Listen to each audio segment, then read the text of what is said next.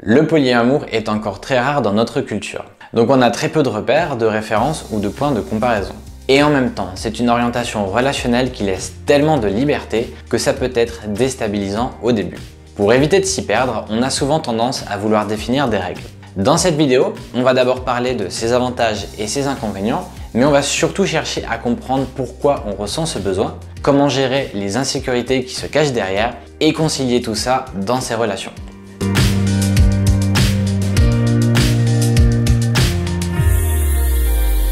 Je m'appelle Romain, j'aime expérimenter différentes façons de penser pour développer l'amour et l'esprit que je vous partage pour élargir votre champ des possibles. Les règles en polyamour est un sujet qui fait débat. Que ce concept soit nouveau ou nous attire depuis longtemps, on n'est pas équitablement prédisposé à vivre nos amours pluriels avec facilité. Certaines personnes sont contre les règles car elles ont justement décidé de vivre de manière non exclusive pour s'en défaire et retrouver leur liberté. Pour les autres, ce nouveau mode relationnel hors de leur zone de confort fait très peur. Ils recherchent donc un moyen de gérer leurs insécurités.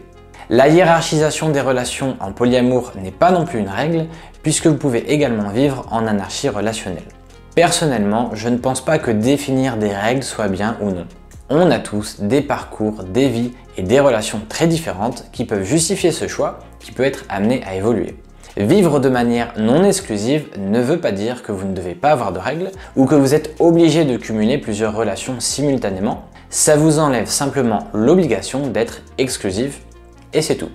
Après, chacun est libre de construire ses relations comme il l'entend. C'est comme les roulettes sur les vélos pour les enfants ou au bowling, les barrières que vous pouvez activer devant les gouttières sur les côtés.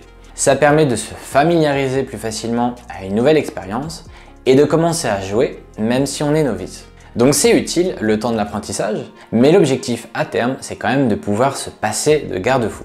Car si vous vous habituez à jouer avec, ils vont faire partie intégrante de l'expérience et vous n'apprendrez jamais à développer les bons gestes. Soit vous êtes assez confiant et à l'aise pour vous passer de règles, et tant mieux, soit c'est pas le cas, et vous allez chercher à comprendre pourquoi vous ressentez ce besoin. Mais juste avant, je fais le tour des avantages et des inconvénients. En plus de pouvoir vous lancer plus facilement sans expérience, l'autre avantage de définir des règles est de pouvoir ménager ses peurs et ses insécurités le temps de les gérer. C'est pas une mauvaise idée, car passer de la monogamie, la norme de notre société, au polyamour, c'est un véritable saut dans l'inconnu. Donc les règles sont une sorte de filet de sécurité. Car bien souvent, vous n'avez aucune idée des situations qui vont se présenter, comment vous allez y réagir et quelles peurs peuvent se révéler. Donc au fur et à mesure que vous avancez dans ce brouillard, ces règles peuvent vous aider à guider vos pas. Attention quand même de ne pas les utiliser pour garder l'illusion de contrôle. N'oubliez pas que vous n'avez de toute façon aucun contrôle sur les personnes et les événements extérieurs, que ce soit en monogamie ou en polyamour. Il y a plusieurs inconvénients aux règles. D'abord, ce sont des contraintes dont vous vouliez peut-être justement vous libérer. Vous pourriez avoir la sensation de sortir d'un schéma très réglementé pour en vivre un nouveau juste un peu plus souple. Ensuite, vous pouvez être tenté d'anticiper toutes les situations, mais c'est juste impossible. Et vous vous retrouverez à écrire une sorte d'algorithme de 10 pages. C'est un peu ce qui s'est passé dans mon couple. On a passé pas mal de temps et d'énergie à écrire des règles en se disant « bon bah maintenant ça c'est fait, on est tranquille ». Finalement, on était souvent confronté à une situation inédite et on devait à nouveau en rajouter et complexifier celles déjà existantes. Et quand ça nous paraissait clair, on se rendait compte que parfois on ne les interprétait pas de la même façon. Ces règles nous empêchent également d'agir spontanément, naturellement et nous mettent une pression en contradiction avec les valeurs de liberté. Si votre partenaire vous demande de rentrer avant minuit, vous allez passer votre soirée à regarder votre montre pour calculer le temps dont vous aurez besoin pour vous dire au revoir, retourner à votre voiture et rentrer chez vous. Tout le monde y perd. Vous vous sentez infantilisé, votre partenaire a l'impression de vous contraindre, donc de jouer le rôle de la maman ou du papa, et votre rencontre peut ressentir un manque de considération.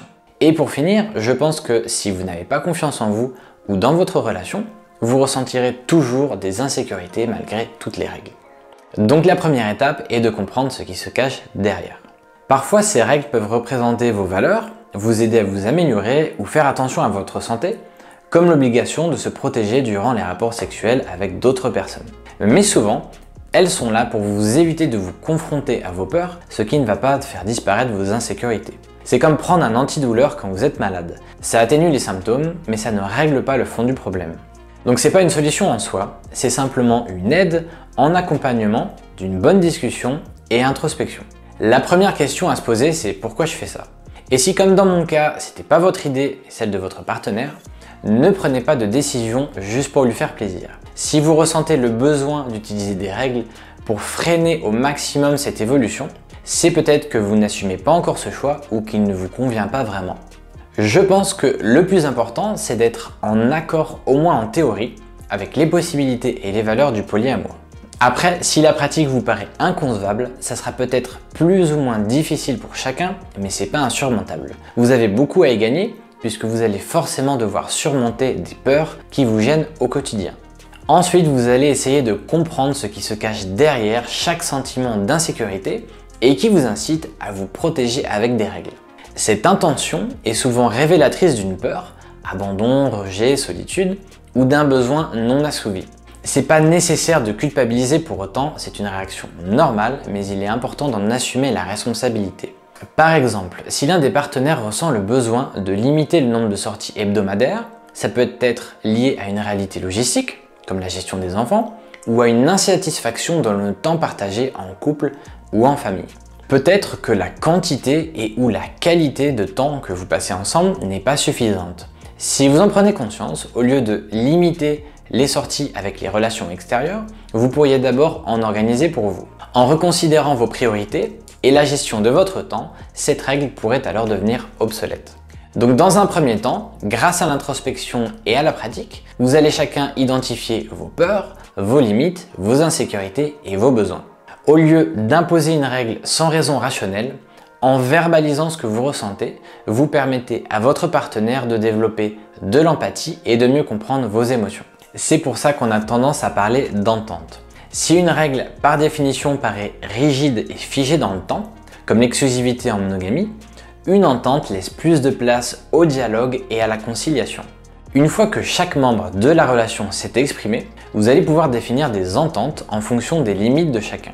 Il s'agit de définir une destination, c'est-à-dire le couple que vous voulez devenir, et de trouver le bon dosage qui permet d'avancer dans cette direction tout en étant à l'aise. Par exemple, dans une relation hiérarchique, passer un week-end avec une autre personne peut être un objectif qui paraît impossible à gérer. Pendant quelques semaines ou quelques mois, vous pourriez déjà vous autoriser une demi-journée de sortie le week-end.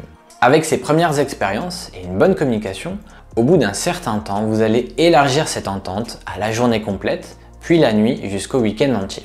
Le but n'est pas d'y aller progressivement juste par principe, mais laisser le temps à chacun de trouver ses repères, de prendre confiance et d'avoir la satisfaction de passer à l'étape suivante par choix et non par contrainte. Ces ententes peuvent donc être utiles pour nous sécuriser au début, mais elles évoluent avec le temps et finissent souvent par devenir obsolètes. Elles ne doivent pas être un frein au changement, mais plutôt l'accompagner. Personnellement, dans mon couple, le début de notre polyamour était très cadré.